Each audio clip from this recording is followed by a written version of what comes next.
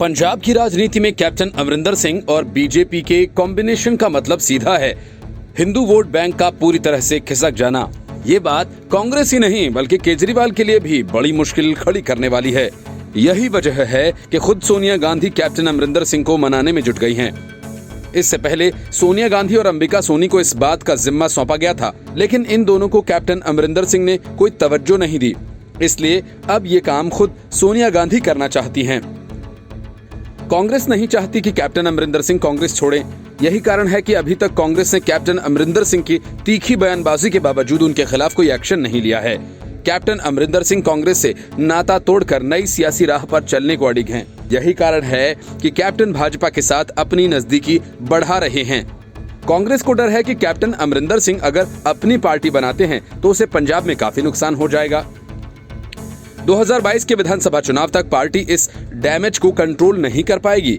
माना जा रहा है कि कैप्टन अमरिंदर सिंह को मनाने का प्रयास खुद सोनिया गांधी की तरफ से ही किया जा रहा है। कैप्टन के पार्टी बनाने की घोषणा के साथ ही दिल्ली में कांग्रेस खेमे में खासी हलचल देखी जा रही है। कैप्टन अमरिंदर सिंह ने 27 अक्टूबर को अपनी प्रेस कॉन्फ्रेंस में अपने अगले सियासी कदम के बारे में साफ कर दिया है।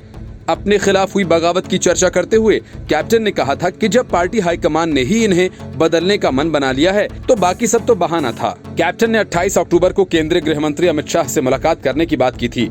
ये बैठक भी नहीं हो पाई है। अमित शाह की व्यस्तता के कारण ये टल गई है और दोनों नेताओं की मुलाकात जल्द होने की संभावना है। कांग्रेस सूत्रों का कहना है कि पार्टी अब भी नहीं चाहती है कि कैप्टन किसी भी सूरत में पार्टी छोड़ें, क्योंकि पार्टी को ये फीडबैक है कि इससे 2022 के पंजाब विधानसभा चुनाव में उसकी राह मुश्किल हो जाएगी।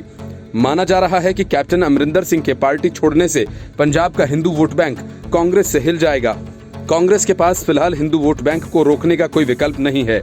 वहीं अगर कैप्टन अमरिंदर सिंह के रूप में भाजपा को बैठे बिठाए एक बड़ा सिख चेहरा मिल जाएगा जिसकी राष्ट्रीय स्तर पर पहचान है, तो ऐसे में कांग्रेस वह मंत्र निकालना चाहती है कि किसी भी तरह से कैप्टन को पार्टी में ही रोककर रखा जाए। कैप्टन अमरिंदर सिंह जिस प्रकार से नवजोत सिंह सिद्धू से नाराज हैं, उसे देखते हुए कांग्रेस को दोनों में से किसी एक को ही चुनना होगा।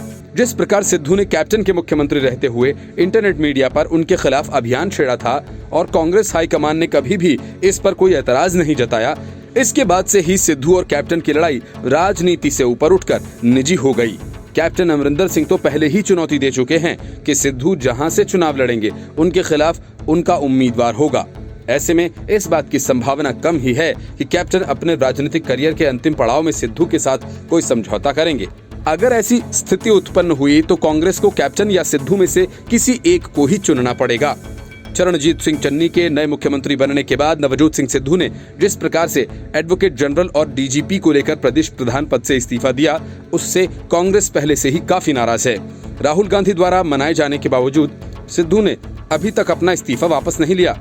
वह पार्टी के कार्यक्रमों में तो हिस्सा ले रहे हैं, लेकिन कांग्रेस भवन नहीं जा रहे। इसे देखते हुए कांग्रेस लंबे समय से सिद्धू के साथ रहने या नहीं रहने को लेकर आकलन करने में जुटी है। यही पार्टी ये भी आकलन कर रही है कि कैप्टन के जाने से पार्टी को कितना नुकसान होगा और सिद्धू के जाने से कितना। Report, news of India. Tikri border को खोल दिया गया और अब गाजीपुर बॉर्डर को भी यातायात के लिए खोला जा रहा है। पिछले दिनों खुद राकेश टिकैत ने टेंट हटाए थे और कहा था कि ये दिवाली की सफाई है। अब पुलिस ने भी अपने बैरिकेड्स हटाए और रास्ते को आम लोगों के लिए खोल दिया गया।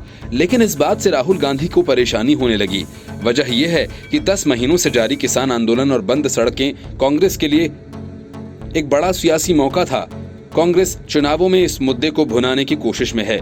इसलिए राहुल गांधी ऐसा नहीं चाहेंगे कि किसानों और सरकार के बीच कोई ऐसी स्थिति बने जिससे उनका चुनावी मुद्दा बेअसर हो जाए। इसी वजह से राहुल गांधी ने ट्वीट कर सवाल किया कि अभी तो सिर्फ दिखावटी बैरिकेड्स हटे हैं, जल्द ही तीनों कृषि विरोधी कानून भी हटेंगे। कृषि कानूनों के खिलाफ पिछले कई महीनों से बंद पड़ी सड़कें अब जल्द खुलने जा रही हैं। दिल्ली पुलिस टिकरी बॉर्डर के बाद अब गाजीपुर बॉर्डर के बैरिकेड्स करीब करीब हटा चुकी है। 11 महीने बाद टिकरी बॉर्डर और गाजीपुर बॉर्डर पर उम्मीद की एक किरण सामने आई है। बॉर्डर का रास्ता खोला जा रहा है। गाजीपुर बॉर्डर पर कोई अप्रिय घटना न हो, इसलिए ड्रोन से निगरानी की जा रही है। पुलिस ने सीमेंट से बने बैरिकेड्स साथ ही सड़क में लगी लोहे की कीलें भी हटा ली हैं। सुप्रीम कोर्ट में सुनवाई के दौरान ये बात सामने आई थी कि रास्ता बंद होने की वजह से आम लोगों को परेशानी का सामना करना पड़ रहा है, जिसके बाद किसानों ने कहा था कि रास्ता उन्होंने बंद नहीं किया है बल्कि दिल्ली पुलिस ने किया है। किसान आंदोलन को 11 महीने से ज्यादा का समय हो चुका है। 11 महीने बाद टिकरी बॉर्डर और गाजीपुर बॉर्डर पर उम्मीद की एक किरण सामने आई है और इन दोनों ही बॉर्डर्स का एक तरफ का रास्ता खोल दिया गया है। Bureau Report, News of India. Corona, Kairana, Ram Mandir, परिवारवाद, भ्रष्टाचार और लूटतंत्र, अमित शाह ने एक ही झटके में यूपी विधानसभा चुनावों के मुद्दे सेट कर दिए। अब सारी विपक्षी पार्टियों को इस पिच पर बीजेपी के खिलाफ खेलना होगा। अमित शाह ने राजधानी लखनऊ में मेरा परिवार भाजपा परिवार सदस्यता अभियान को हरी झंडी दिखाई। इस दौरान कार्यक्रम को संबोधित करते हुए अमित शाह ने अखिलेश यादव, कांग्रेस और मायावती पर जमकर जुबानी तीर चलाए और कहा कि यूपी की जनता इस बार भी 300 से ज्यादा सीटों का संकल्प ले। अमित शाह ने कहा कि बीजेपी ने उत्तर प्रदेश को देश का सबसे प्रमुख राज्य बनाने की दिशा में काम किया है। पार्टी ने सिद्ध किया है कि सरकारें परिवार के लिए नहीं बल्कि सूबे के गरीब से गरीब व्यक्ति के लिए होती हैं। योगी सरकार गरीबों, पिछड़ों और कमजोरों के लिए समर्पित है। अपने संबोधन में अमित शाह ने जमकर अखिलेश यादव पर निशाना साधा। उन्होंने कहा कि अखिलेश जी, ये हिसाब उत्तर प्रदेश की जनता को दे दीजिए कि पिछले 5 साल में आप विदेश कितने दिन रहे। बीते दिनों कोरोना आया, यूपी में बाढ़ आई, आप कहां थे। शाह ने कहा कि अखिलेश ने शासन खुद के लिए, परिवार के लिए और अपनी जाति के लिए किया, इसके अलावा किसी के लिए भी शासन नहीं किया। उन्होंने कहा कि बाकी सभी राजनीतिक पार्टियों के लिए चुनाव सत्ता हथियाने का जरिया है। बीजेपी के कार्यकर्ता के लिए चुनाव पार्टी की विचारधारा को घर घर पहुंचाने का चुनाव है, जनता की समस्या को जानने का चुनाव है। उन्होंने कहा कि यूपी में कई सालों तक सपा बसपा का खेल चलता रहा। उसने उत्तर प्रदेश को बर्बाद कर दिया था। उत्तर प्रदेश की कानून व्यवस्था की बदहाल स्थिति को देखकर खून खौलता था। आज उत्तर प्रदेश में कोई पलायन नहीं होता, पलायन कराने वालों का खुद पलायन हो गया। अखिलेश यादव के शासनकाल में कैरान से लोगों का पलायन हुआ था। कैरान का जिक्र करके अमित शाह ने सीधे जाट बेल्ट की तरफ फोकस किया। अमित शाह ने कहा, एक बहुत बड़ा परिवर्तन उत्तर प्रदेश और देश में मोदी जी और योगी सरकार ने करने का कार्य किया है। आपने दोबारा 2/3 बहुमत दिया। मोदी जी ने राम जन्मभूमि का शिलान्यास कर दिया और देखते ही देखते आज आसमान को छूने वाला भगवान श्री राम का भव्य मंदिर बन रहा है। उन्होंने कहा कि अखिलेश जी को मैं याद दिलाता हूं कि आपकी पार्टी की सरकार में निर्दोष राम भक्तों पर गोलियां चलवाई गई थीं। आज उसी जगह पर राम लला शान के साथ गगनचुंबी मंदिर में विराजमान होने वाले हैं। Bureau Report, News of India. Aryan Khan को जमानत मिल गई, लेकिन समीर वानखेड़े पर नवाब मलिक के आरोपों का सिलसिला थमा नहीं है। नवाब मलिक ने उस दाढ़ी वाले शख्स के नाम और काम दोनों को बताया जिसे वे ड्रग माफिया बता रहे थे और एनसीबी से सवाल कर रहे थे कि उस शख्स को गिरफ्तार क्यों नहीं किया गया। नवाब मलिक ने बिना सबूत वाले आरोपों पर एनसीबी की तरफ से पलटवार किया। एनसीबी का कहना है कि समीर वानखेड़े काशिफ को जानते हैं, तो कोई तस्वीर, कोई वीडियो या call data record Nawab Malik क्यों नहीं शेयर कर रहे। नवाब मलिक किसी भी अधिकारी को किसी भी के खिलाफ कार्रवाई करने को कहने वाले कौन होते हैं। आखिर नवाब मलिक किस हैसियत से कार्रवाई करने के लिए कह रहे हैं। क्या उनकी मंशा है कि लोगों को ट्रैप किया जाए। अगर काशिफ खान सेक्स रैकेट में शामिल हैं तो मुंबई पुलिस इस पर कार्रवाई क्यों नहीं करती।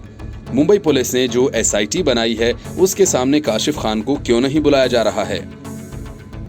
नवाब मलिक ने इससे पहले भी ऐसे कई सवाल पूछे और बाद में भाग गए, जैसे समीर वानखेड़े दुबई गए थे। इसका कोई प्रूफ नवाब मलिक ने नहीं दिया। समीर वानखेड़े अपनी बहन के साथ मालदीव्स गए थे और वहां फिल्मी सितारों से मिले। इसका भी कोई सबूत नवाब मलिक ने नहीं दिया। समीर वानखेड़े के पिता ने अपना धर्म बदला था, इसका भी कोई एफिडेविट या कन्वर्जन डॉक्यूमेंट नवाब मलिक ने नहीं दिया। नवाब मलिक परसेप्शंस बैटल लड़ रहे हैं, मीडिया में आकर सिर्फ आरोप लगा रहे हैं, लेकिन कोई भी सबूत शेयर नहीं कर रहे। नवाब मलिक ने पिछले दिनों क्रूज पर गर्लफ्रेंड के साथ जिस दाढ़ी वाले ड्रग्स माफिया का जिक्र किया था, उसको लेकर आज मलिक ने नए आरोप लगाए। नवाब मलिक ने कहा कि मुंबई में क्रूज पर जिस दाढ़ी वाले व्यक्ति ने ड्रग्स पार्टी का आयोजन किया था, उसका नाम काशिफ खान है। वह एनसीबी की छापेमारी के दौरान वहां मौजूद था, लेकिन समीर वानखेड़े ने उसे नहीं पकड़ा क्योंकि काशिफ वानखेड़े का दोस्त था। Kashif Khan fashion TV India का हेड है और वह देश में पोर्नोग्राफी, ड्रग्स और सेक्स रैकेट चलाता है।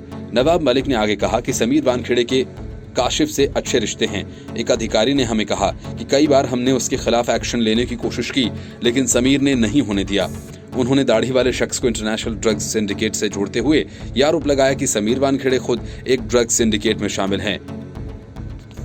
Report news of India. जिस कपिल सिब्बल के घर पर कांग्रेसियों ने तोड़फोड़ की थी, कांग्रेस के नेताओं ने जिस कपिल सिब्बल को खरी खोटी सुनाई थी, अब सोनिया गांधी ने उसी कपिल सिब्बल को पार्टी का एक काम सौंपा है। ग्रुप 23 के नेताओं में फूट डालने के लिए गुलाम नबी आजाद और आनंद शर्मा जैसे कई नेताओं के लिए सोनिया गांधी पार्टी में भूमिका तय पहले से ही कर चुकी हैं। लेकिन कपिल सिब्बल ग्रुप 23 के सबसे मुखर नेता रहे हैं। उनके लिए कोई काम था नहीं, लेकिन अब एक काम सोनिया गांधी ने खोज निकाला है। लेकिन लगता नहीं कि कपिल सिब्बल इस काम को करना चाहेंगे। असल में दिल्ली नगर निगम चुनाव से पहले कांग्रेस ने दिल्ली कार्यकारिणी का ऐलान कर दिया है। इस सूची में वरिष्ठ नेताओं और युवा नेताओं का सामंजस्य बैठाने की कोशिश की गई है। इसी कार्यकारिणी में कपिल सिब्बल को भी जगह दी गई है। कांग्रेस दिल्ली में एमसीडी चुनाव से पहले पार्टी की सियासी जमीन को मजबूत करना चाहती है। सोनिया गांधी ने एग्जीक्यूटिव कमेटी में प्रदेश अध्यक्ष अनिल चौधरी, जय किशन, अलका लांबा सहित 83 लोगों को शामिल किया है। परमानेंट इनवाइटी में अजय माकन, जेपी अग्रवाल, जगदीश टाइटलर, कपिल सिब्बल सहित 37 वरिष्ठ नेताओं को जगह दी गई है। अनिल चौधरी का कहना है कि सोनिया गांधी ने इस कमेटी में सभी लोगों को शामिल किया है और आगे आने वाले समय में बीजेपी और आम आदमी पार्टी को घर बैठाने का काम करेंगे। Report news of India. कहने को तो प्रियंका वाड्रा ने यूपी विधानसभा चुनाव में 40% सीटों पर महिलाओं को उम्मीदवार बनाने की घोषणा कर डाली। ऐसा करने के पीछे सोच ये थी कि राज्य की महिलाएं हाथ से हाथ मिलाएंगी, लेकिन प्रियंका वाड्रा के इस इरादे को पहला झटका प्रयागराज में ही लग गया। 40% महिलाओं को चुनावी मैदान में उतारने के लिए पार्टी की ओर से आवेदन मंगवाए गए, तो उसको लेकर महिला उम्मीदवारों के बीच उत्साह नजर ही नहीं आया। पार्टी की ओर से 10 अक्टूबर तक आवेदन जमा करने की तिथि तय की गई थी। 10 अक्टूबर तक प्रयागराज के चुनावी मैदान में उतरने के लिए 78 उम्मीदवारों ने आवेदन किया। इनमें से महज 10 महिलाओं ने आवेदन किए थे। कांग्रेस पार्टी ने इस स्थिति को सही नहीं मानते हुए उम्मीदवारी के लिए आवेदन जमा करने की समय सीमा 15 नवंबर तक बढ़ा दी है। कांग्रेस की महिला कार्यकर्ताओं के बीच उम्मीदवारी को लेकर उत्साह नहीं होने के कारणों की भी समीक्षा की जा रही है। कांग्रेस महासचिव ने भले ही महिलाओं को 40% टिकट देने की घोषणा कर दी हो, लेकिन कैडर स्तर पर महिलाओं को चुनाव लड़ने की तैयारी न के बराबर है। सालों से पार्टी का झंडा उठा रही पार्टी की महिला कार्यकर्ता भी चुनाव लड़ने की स्थिति में नहीं हैं। जिला स्तर पर महिलाओं के नेतृत्व को खड़ा ही नहीं किया गया। ऐसे में प्रियंका गांधी वाड्रा की घोषणा का फायदा वैसी महिलाओं को होगा जिन्हें राजनीति विरासत में मिली है। मतलब महिला हिस्सेदारी में भी परिवारवाद ही हो सकता है। Report news of India.